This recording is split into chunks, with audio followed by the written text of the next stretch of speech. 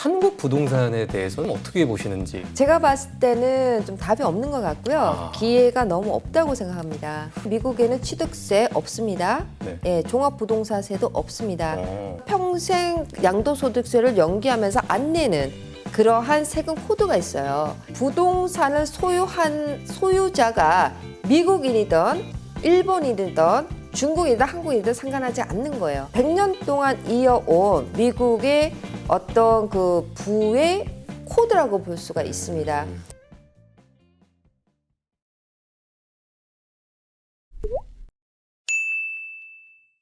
네, 턴키 글로벌 리얼티의 김효지 대표님과 미국 부동산 이야기 나눠보고 있습니다. 최근에 책을 내셨더라고요. 핵심 내용은 여기 다 좀 정리가 되어 있는 거죠? 네, 맞습니다. 저도 읽어봤는데 참 감사합니다. 재밌게 읽었습니다. 그리고 이게 지난번에 낸 책은 좀 두꺼웠는데 이번 책은 좀 얇고 가벼워서 네. 갖고 다니면서 좀 쉽게 읽을 수 있을 것 같아요. 한번 미국 부동산에 관심 있는 분들은 읽어보셔도 괜찮겠다 말씀을 드리고요. 그러면 계속 이야기 나눠보려고 하는데 네. 이건 좀 번외 질문으로 이제 부동산 업계에 계시니까 한국 부동산에 대해서는 어떻게 보시는지. 요즘 우리 그 한국 부동산이 가격이 올라왔긴 했지만 좀 계속 침체기인 건 맞거든요. 어떻게 보세요? 제가 느낀 거를 그대로 얘기해도 되나요? 그러면 아주 가감 없이 얘기해 주십시오. 제가 봤을 때는 좀 답이 없는 것 같고요. 기회가 너무 없다고 생각합니다. 어떤 점에서요? 실질적으로 그 기회라는 것은 저평가가 됐다, 고평가가 됐다 하는 그 기준점을 우리가 두고 봤었을 때 한국 같은 경우에는 너무나 장벽이 이제는 너무 높고 고평가가 되어 있기 때문에 수익성이 떨어진다는 거거든요. 맞아요. 네. 그렇기 때문에 우리가 현금 흐름을 감히 생각할 수가 없는 부동산 시장이다. 예. 그렇기 때문에 여기는 전세 끼고 갭 투자를 통한 시세 차익을 노리는 투자밖에는 없다. 그만큼 투자의 포트폴리오의 다양성이 굉장히 제한적이다. 그것은 그 기회가 적다는 뜻이거든요. 그러네요. 그러나 미국 부동산과 다른 나라의 어떤 부동산하고 비교를 해보신다면요. 미국 부동산의 특징 자체는 현금 흐름에 중점을 둔다 그랬어요. 그리고 지역에 따라서 상당히 그 투자의 포트폴리오의 크기가 굉장히 넓다는 거거든요. 그렇기 때문에 원하는 경우에 따라서는 자본이익에 중점을 두는 투자로 우리가 충분히 갈 수 있는 그런 기회가 있고, 또는 미국 부동산의 가장 큰 특징, 전통적인 특징은 현금 흐름이거든요. 그러니까 현금 흐름 자체가 좋다는 것은 우리가 두 가지를 보통 비교를 하는데, 그때 많이 사용하는 우리가 투자 분석 기법이 자본 환원율을 비교를 한단 말이에요. 자본 환원율이 얘기하는 것은 뭐냐면은 그 부동산의 리스크와 기회를 알려주는 촉도라고 우리가 표현을 하거든요. 근데 대한민국의 어떠한 그 자본 환원율을 통해서 봤었을 때 대부분 한 4% 정도 수익성이다. 그럼 굉장히 좋다. 이런 얘기를 하거든요. 사실 강남에서 우리가 판단했었을 때는 이런 자본 환율 자체가 2%. 이거는 말이 안 되는 거란 거거든요. 자본 환원율이라는 개념이 어떻게 계산이 되는 거죠? 자본 환원이라는 것은 뭐냐면은요. 순 운용 소득. 그러니까는 들어오는 임대 소득에서 나가는 지출을 뺀 그게 순 운용 소득이에요. 그럼 거기에서 나누기 부동산 가치거든요. 그렇기 때문에 부동산 가치가 높다는 것은 자본 환원율이 굉장히 낮다는 거예요. 대한민국은 너무나 높아요. 예, 그렇기 때문에 이제는 더 이상 기회가 많지가 않다. 이렇게 우리가 보실 수가 있는 거거든요. 제가 주식으로 비유를 하자면 네. 우리나라 부동산은 너무 좀 고평가가 되어 있어서 가격이 너무 많이 올라 버려서 네. 천장이 제한되어 있는, 올라갈 수 있는 범위가 좀 제한되어 있고, 또 네.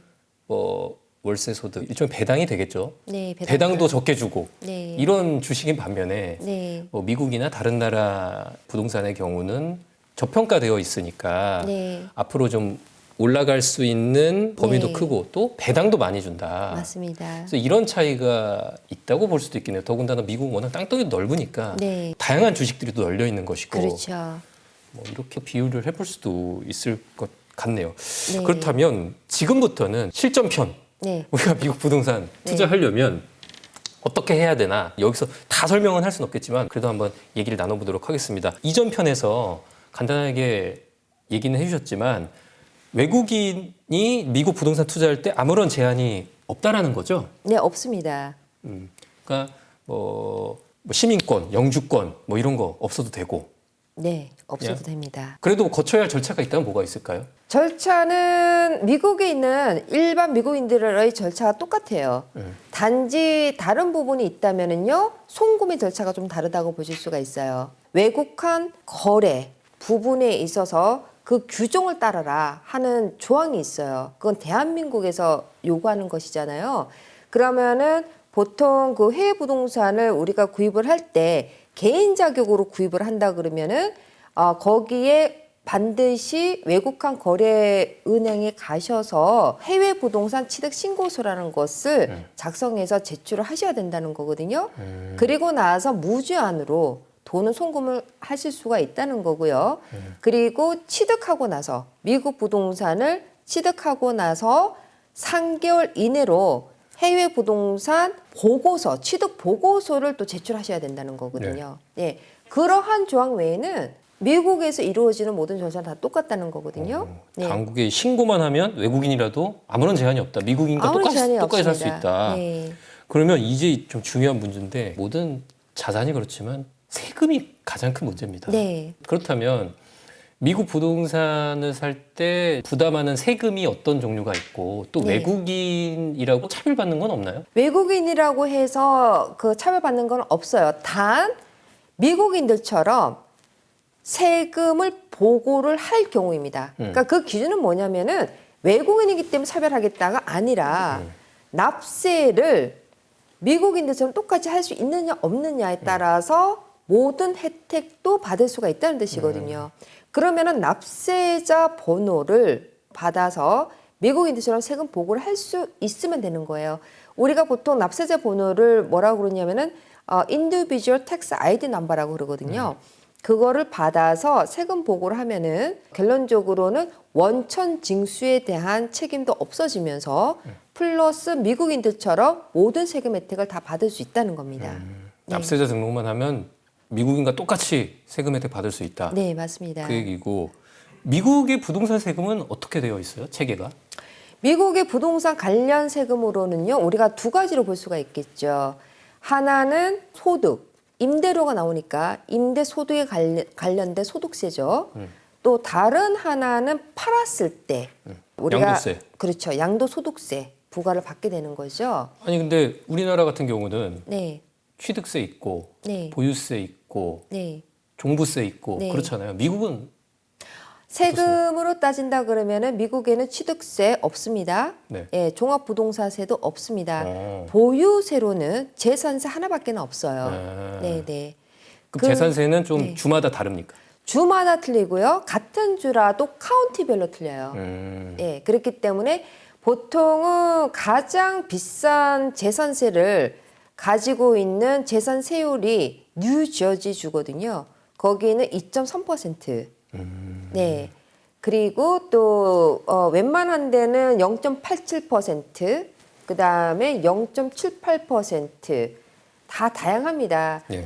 그런데 보유세를 가지고 보통 얘기할 때 미국에는 재산세가 비싸요라고 얘기를 하는데요. 반면에 재산세 하나만 가지고 우리가 비교할 게 아니라 한국에 있는 종합부동산세가 없기 때문에 그거를 가지고 비교를 해 보시는 것이 가장 현명한 비교 방법이고요. 우리나라 그 재산 보유세, 우리나라 이제 집 갖고 있으면 보유세가 아마 1%가 안 될 거예요. 그래서 미국보다는 이제 보유세가 낮은데 다만 우리는 미국이 없는 세금들이 있고 그리고 네. 사실 부동산에 있어서 가장 부담이 되는 세금이라고 한다면 사실 양도세겠죠. 그렇죠. 대부분 이제 양도세 걱정을 많이 하시는 건데 네. 근데 이 양도세의 경우는 미국은 좀 어떻습니까? 미국 같은 경우에는 그 양도소득 세율이 한국하고는 많이 틀려요. 실질적으로 그 투자용 임대 부동산의 경우에는요, 양도소득 세율 자체에서 1년을 기준으로 해서 1년 이상만 보유해서 파는 경우에는 오히려 세율을 낮출 수가 있어요. 그것은 그 정부에서 그러한 세금 혜택을 준다는 거거든요. 그러면은 보통 1년 안에 집을 팔거나 부동산을 처분하는 경우에는 단기 양도소득세율로 적용이 되기 때문에 일반 소득세율과 같이 적용이 되지만 1년이 지나서 파는 경우에는 일반 소득세율보다는 적게 내게끔 됐어요. 그러면은 본인 소득 기준으로 해서 안 낼 수도 있고요. 그리고 15%, 최대 20%까지 낼 수가 있는데요. 그것조차도 우리가 평생 양도소득세를 연기하면서 안 내는 그러한 세금 코드가 있어요. 네. 그것이 1031 exchange라고 얘기를 하는데 동종자산 교환이라는 이러한 세금 제도거든요. 이게 되게 핵심인 것 같은데요. 네. 그러니까 양도세를 네, 평생 안 내고 네. 가져갈 수 있다는 거잖아요. 그렇죠. 요거 좀 자세히 설명해 주시죠. 예, 이것은 그 미국에서 부동산에 관련된 세금 중에서 가장 강력한 세금 혜택이라고 볼 수가 있고요. 100년 동안 이어온 미국의 어떤 그 부의 코드라고 볼 수가 있습니다. 그렇기 때문에 미국에서 실질적으로 부동산 부자들이 부동산에 투자하는 진짜 이유 중에 하나가 바로 이러한 1031 exchange 제도를 많이 활용한다는 것인데요. 그 말은 뭐냐면은 예를 들어서 40만 불짜리 부동산이 있어요. 그런데 이것이 60만 불이 됐어요. 그러면은 20만 불에 대한 양도소득세율을 적용을 해서 세금을 부과받게 되는데 그것을 동종의 자산으로 교환을 한다. 그러면은 60만 불짜리를 B라고 하는 61만 불이나 또는 그 이상의 가치에다가 그대로 다시 투자를 하는 경우 그러면은 그 40만 불에서 60만 불에 대한 그 20만 불에 대한 양도소득세를 연장을 할 수가 있고요. 그것은 지속적으로 연장이 가능합니다. 그러면은 B라는 것을 한번 이제 샀어요. 또 B가 60만 불짜리가 100만 불이 됐어요. 그러면은 또 다시 C를 사요. 그러면은 그 100만 불의 가치가 나중에는 200만 불이 되고 이런 식으로 해서 계속적으로 동종 자산 교환을 하게 됐을 때 양도소득은 평생 동안 내가 연장을 할 수가 있는 거고요. 그러면 그 연장된 양도소득세는 결론적으로 납세자의 사망으로 거의 끝나버려요. 그러면은 그러한 그 자산을 상속받는 상속자는 납세 의무가 없어져 버려요. 그러면은 그 자산의 가치 그대로를 상속받게 되는 거거든요.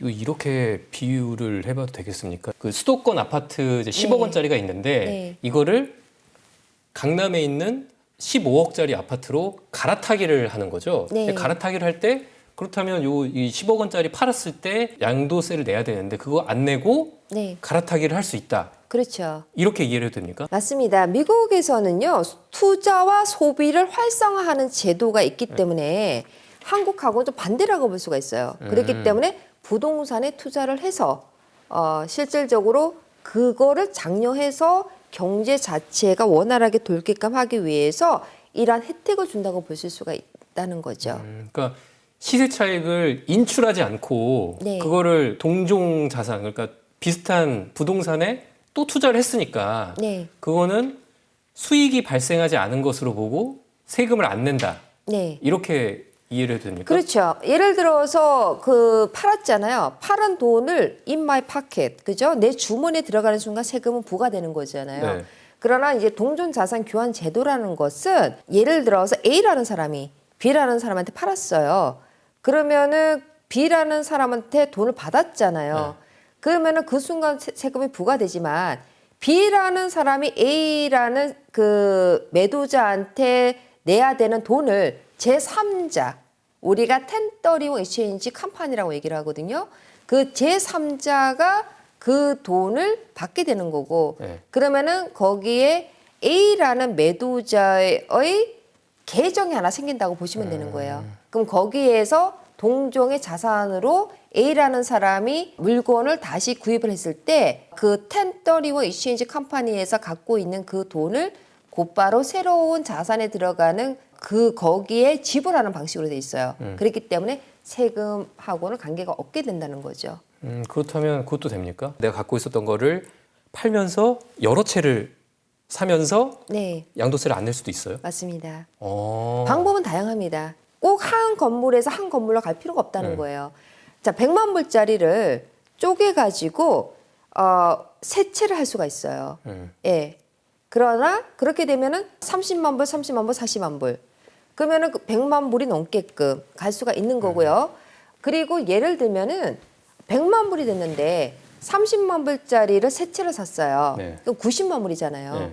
그럼 나머지 10만 불에 대해서는 1030 이슈인지를 하지 않은 거잖아. 동전자산 교환으로 안 됐기 때문에 양도소득세는 그 10만 불에 한해서만 부과가 되는 거죠. 그러니까 이건 상당히 여러 가지로 다양하게 적용될 수가 있습니다. 자산 가치 상승분, 그러니까 시세 차익 부분으로 또 다른 이제 부동산을 계속 이제 늘려가면서 월세 수익을 더 극대화할 수 있겠네요. 그리고 이 양도세를 죽을 때까지 미룰 수 그렇죠. 있다는 거 아니에요. 그리고 네. 그래서 그걸 상속하게 되면 그 이제 상속을 받은 사람은 뭐 이제 자식이 되겠죠. 자식은 그 양도세를 낼 의무는 없고. 그렇죠. 없어지죠. 근데 미국 부자들은 진짜 이렇게 투자 많이 하겠네요. 미국, 맞습니다. 네. 미국에서는 실질적으로 이러한 세금 혜택을 통해서 엄청난 부를 창출할 수가 있게 되는 거고요. 그리고 실질적으로 1030 이슈인지 동전자산 교환을 제가 좀 많이 그 한 케이스 중에서 이제 그 은퇴를 하시려는 분들 그런 분들 같은 경우는 이런 수동소득, 현금 흐름이 굉장히 필요하잖아요. 일단 능동소득이 없어지기 때문에 그러한 분들이 보통 뭘 많이 하냐면은 토지를 갖고 있는 경우에 토지를 갖고 있으면은 현금 흐름이 없잖아요. 그렇기 때문에 1030 이슈인지 동전자산 교환을 통해서 집으로 여러 채를 구입을 하세요. 그러면은 현금 흐름이 생기잖아요. 예. 그러니까 예를 들어서 땅이 200만 불짜리가 있어요. 그럼 200만 불짜리를 팔아서 예를 들어서 그 30만 불, 40만 불짜리 집을 여러 채를 하는 거예요. 그러면 거기에서 나오는 월세 수입으로 계속해서 생활을 할 수가 있게 해주잖아요. 이제 그런 방법도 있고요. 그리고 동종자산 교환이 또 그 형성되는 것 중에서 또 다른 가장 많이 활용되는 게 또 뭐냐 그러면은요. 건물에 대한 감가상각을 환수하는 경우에 그 금액이 커지기 때문에 또 그 동전자산 교환을 해버리는 경우가 있어요. 그 말은 무슨 말이냐면 우리가 그 소득에는 두 가지가 있다고 그랬잖아요. 임대 소득에 의해서 소득세가 발생을 하잖아요. 그러면은 이제 월세 소득이 있고 우리가 소득에 대해서 그 계산해서 그 세율을 적용해서 내버리는데 실질적으로 미국에서는요 이러한 것도 그 합법적으로 줄일 수가 있어요. 그거는 뭐냐면은 임대용 부동산을 보유했을 경우에는 재산세, 그다음에 그 대출이 있는 경우는 대출에 대한 이자 부분, 그리고 각종 지출 부분을 다 세금 공제를 받을 수가 있어요. 거기에 가장 강력한 세금 혜택이 뭐냐면 건물에 대한 감가상각인데요. 이것이 얼마만큼 강력하냐면은 실질적으로 내 세금이 없게 만들어줘요. 네, 그러니까 이거는 페이퍼상으로 마이너스 처리가 된다는 거죠. 실질적인 나의 수입은 플러스지만. 그러니까 소득에 대한 세금 매길 때 공제가 굉장히 많이 돼서 네. 임대소득세가 굉장히 적게 나온다라는 말씀이신 그렇죠. 거죠? 적게 나오거나 오히려 마이너스가 될 수가 있어요. 그러면은 이제 리펀드를 받죠. 그 연말정산처럼? 네. 그러니까 실질적으로는 뭐냐면 돈은 벌었는데 네. 페이퍼상으로는 마이너스가 된 거죠. 이제 그런 그럼 의미인데 환급 받는 거죠. 자, 그러면 이것이 얼마만큼 강력하냐면 거주형 부동산의 경우는 27.5년, 상업용 부동산의 경우에는 39년 동안 감가상각을 적용할 수가 있는데 그러면 그거를 매년 뺀다고 치면은 그것이 10년을 보유하고 있었어요. 그럼 10년 동안 감가상각을 한 금액이 커질 거 아니에요. 준공된 지 27.5년이에요? 아니면 내가 소유하고 27점? 소유 기준입니다. 소유 기준이에요? 네. 그러니까 계속적으로 되는 거죠. 감가상각이. 자, 그러면은 그것을 팔 때에는 이제까지 환급받았던 거, 그죠? 절세를 하기 위해 사용했던 것들이 다시 그 가치로 환산이 돼서 일반 소득세율로 내야 되잖아요, 세금을. 그것 때문이라도 1030 이슈인지 동종자산 교환으로 해서 없애버려요. 그거를 팔아서 내 인마이 포켓 하면 그 감가상각 공제로 받았던 혜택까지 다 토해내야 되니까 더더욱 이 동종자산 교환을 해야겠네요. 그렇죠. 그러니까 동종자산 교환이라는 것은 여러 가지로 우리가 사용할 수가 있는 거예요.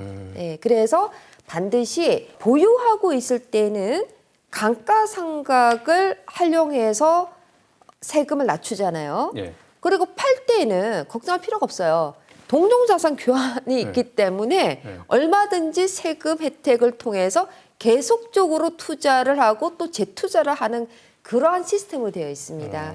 네. 알겠습니다. 그 이제 세금 관련한 내용들은 좀 그렇게 짚어봤고, 좀 융자 관련해서 네. 미국에서의 얻을 수 있는 혜택은 또 어떤 게 있습니까? 결국 집 사는 거는 대출로 사잖아요. 대출 면에 있어서는요, 외국인일 경우에는 미국인들처럼 어떤 소득 증명이 될 수 있는 것도 아니고, 그리고 크레딧이 쌓여서 똑같은 이러한 그 소득 대비 나가는 지출에 의한 우리가 LTV 에 정하게 돼 있잖아요.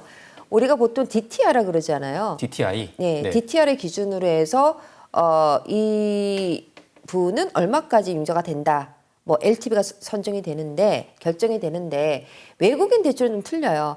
외국인이라는 것은 미국 자체에서 어떤 소득을 증명할 수가 없고 그렇기 때문에 구입하려는 부동산 자체가 담보가 되기 때문에 결론적으로 담보대출이라고 볼 수가 있어요. 그렇기 때문에 그 미국에서는 그 이러한 모기지 대출을 할 때는요, 페니미나 프레디맥의 가이드라인을 통해서 보통 그 융자 승인을 받게 되는데 외국인 대출은 이러한 그 페니미나 프레디맥의 가이드라인에 적용을 받지 않고 일반 은행 자체의 가이드라인으로 해주는 융자라고 보실 수가 있어요. 그래서 이제 담보물 구입하려는 그 부동산만 가지고 대출을 해준다 이렇게 보실 수가 있고요. 대출 한도 금액이 굉장히 높아요. 최대 75%까지. 그러니까 예, 주택 대출 가격의 받을 수가 75%까지 대출 받을 수 있다. 네. 그리고 미국 같은 경우는 대부분이 고정 이자율로 적용이 된다는 거죠. 네. 고정금리로. 네. 그 미국인 본토인들은 똑같네요. 대출적인 부분도 그렇죠. 사실.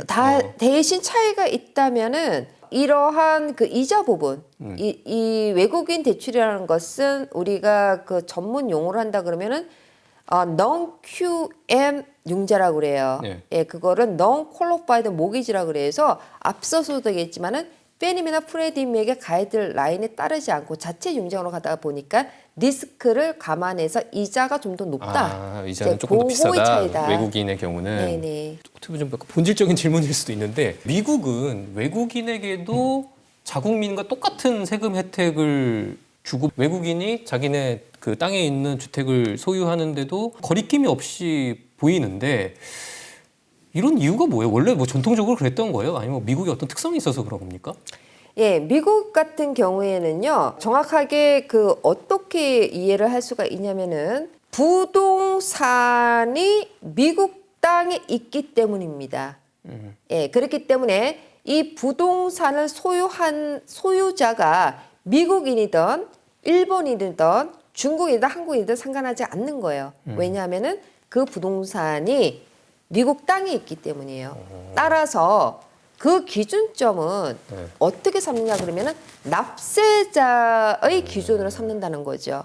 예, 그래서 앞서도 얘기했지만은 동일한 이런 세금 혜택을 얻으려면은 미국인들처럼 똑같이 세금 보고만 한다면은 외국인이라 할지라도 영주권자가 아니더라도 시민권자가 아니더라도 동등한 혜택을 주겠다고 하는 거죠. 세금만 내면 괜찮다. 어차피 네. 뭐 우리 땅에 있는 거니까. 그렇죠. 그리고 미국에 자신감이 느껴지는 부분인 것 같고 왜냐하면 우리나라도 가끔 뭐 그런 기사들 나와요. 뭐 중국인들이 우리나라 부동산 얼마나 많이 샀다, 많이 갖고 있다. 뭐 그리고 해외 자본들이 우리 부동산 사들이면 거기에 대해서 약간 걱정하는 듯한 막 기사들도 막 나오고 그렇거든요. 근데 미국은 전혀 그런 거 좀 신경 안 쓰는군요. 미국 같은 경우에는 어떤 면이 있냐면은요, 외국인 부동산 투자 협회라는 게 있어요. 그것만 해도 우리가 좀 다른 느낌이 들지 않으세요? 왜 그런 협회가 있을까? 그만큼 외국인 투자자들이 미국 부동산을 구입하는 확률이 높기 때문이에요. 그러면 그 높은 이유가 뭘까? 그러면 그것을 왜 중요하게 생각하는가? 미국 부동산 시장에 수요자의 역할을 하기 때문이에요. 그러니까 수요가 어느 한 해에는 더 많이 늘고 어느 한 해는 수요가 줄고 돈이 들어오고 나가고 그러한 것들로 통해서 궁극적으로는 미국 부동산의 가격 변동에 영향을 준다. 이렇게 보실 수가 있는 거고요. 그리고 NAR, 미국 부동산 중개협회라는 게 있는데요. 거기서도 매년 국제 거래 보고서를 발표를 해요. 그러면 거기에서도 항상 발표하는 그 상위 1위부터 10위까지, 1위부터 5위까지가 발표가 되는데요. 항상 2위를 차지하는 국가가 중국이에요. 예, 그래서 2023년도에도 중국이 1위였고 2위가 멕시코였고 3위가 캐나다, 4위가 인도, 5위가 콜롬비아 순으로 되어 있다는 거거든요. 예, 그래서 그러한 부분에서 우리가 좀 더 돌이켜서 올라가 보면은 미국은 투자와 소비를 활성화시킨다. 그렇기 때문에 금융제도와 세금제도가 그러한 투자와 소비를 활성화시키기 위해서 고안되었다. 이렇게 보실 수가 있다는 거죠. 그러네요. 좀 외국인 자본들이 많이 들어온다 하더라도 어차피 이거는 주택 공급자로서 역할도 하고 또 부동산 금융시장을 원활하게 해주는 역할을 하기 때문에 오히려 더 좋다. 그래서 그렇죠. 외국 오히려 유치를 하고 하는 거군요. 네.